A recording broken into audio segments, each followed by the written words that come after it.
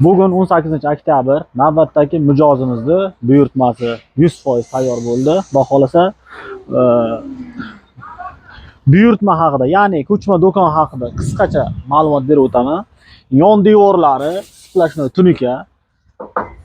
Asosiy rama qismi 8 ga 8 profil. Oldi fasadlari tunika fon, 3D mebelniy svet, mokriy antrazit svet. Oynalari 4 lik qalin shisha, akfa alyumin profil, eshiklar mana zamoylari yaxshisidan temir zamok, petlilari 4 talik, juda ham baquvvat. Mana eshikni ikki chetida 6 ga 4 profil qalinidan eshik o'ynab ketmasligi uchun qo'yilgan. Xo'p, dizayn juda ham chiroyli ishlangan dizayn. Mana ko'rishlaringiz mumkin, o'zlari baho berasizlar.